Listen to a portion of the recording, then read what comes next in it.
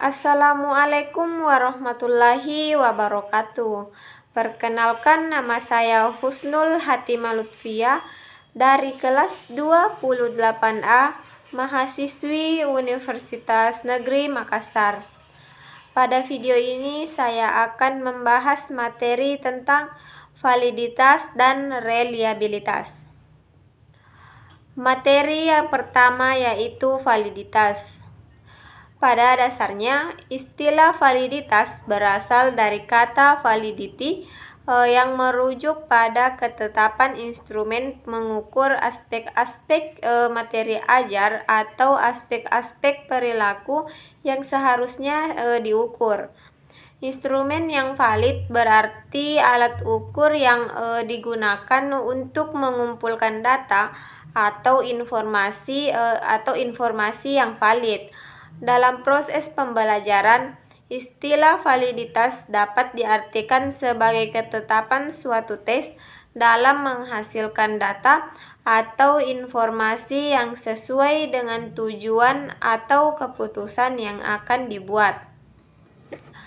Untuk menentukan apakah suatu tes hasil belajar telah memiliki validitas atau ketetapan mengukur dapat dianalisis dengan segi tes itu sendiri atau dari segi butir-butir soal yang menyusun tes tersebut.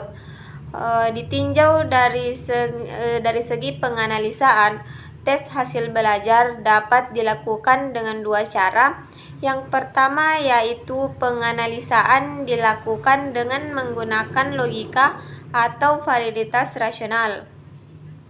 Validitas rasional disebut juga dengan validitas internal. Yang kedua yaitu penganalisaan yang dilakukan berdasarkan pernyataan empiris atau validitas eksternal. Pertama, validitas rasional.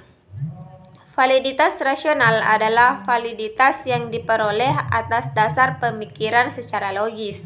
Validitas rasional biasanya juga disebut dengan validitas internal. Untuk menentukan apakah instrumen yang digunakan sudah valid, dari segi rasio dapat ditinjau dari dua segi, yaitu dari isinya dan dari segi konstruksinya. Yang kedua yaitu validitas empirik.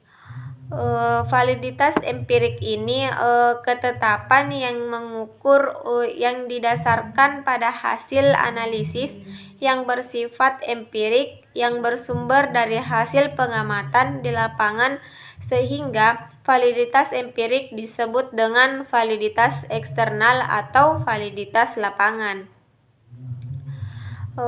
Disebut validitas eksternal karena kriteria validitasnya dihubungkan dengan instrumen lain yang dianggap sebagai kriterium atau patokan. Untuk menentukan apakah instrumen asesmen hasil belajar memiliki validitas empirik dapat dilihat dari dua aspek, yaitu ketetapan instrumen prediksi atau meramal hasil yang akan dicapai dan keakuratannya sebagai pembanding pada kriteria tertentu. Selanjutnya, materi yang kedua yaitu reliabilitas. Reliabilitas biasanya juga disebut dengan keterandalan atau kemantapan suatu instrumen, yaitu sejauh mana instrumen mampu menghasilkan skor-skor asesmen yang stabil dan konsisten.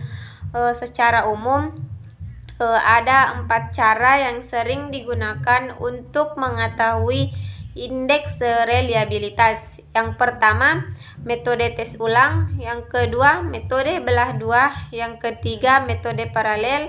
Dan yang ketiga, metode kode Richard.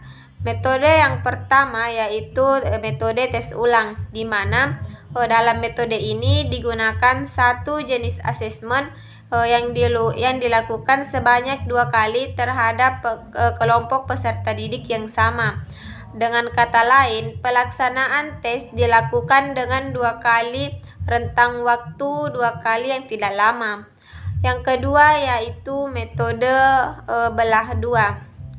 Dalam metode ini, pelaksanaan teks hanya satu kali, tetapi skor-skor butir yang diperoleh dibelah dua. Selanjutnya, metode yang ketiga yaitu metode bentuk paralel.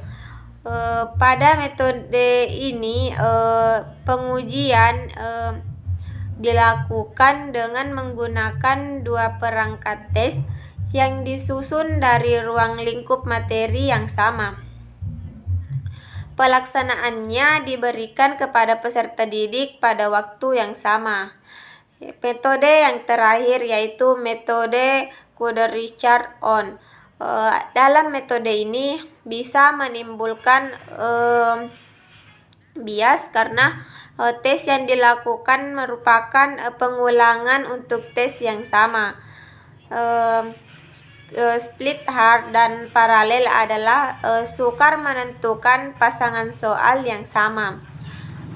Jadi mungkin hanya itu yang bisa saya sampaikan pada video kali ini. Sekian dari saya. Wassalamualaikum warahmatullahi wabarakatuh.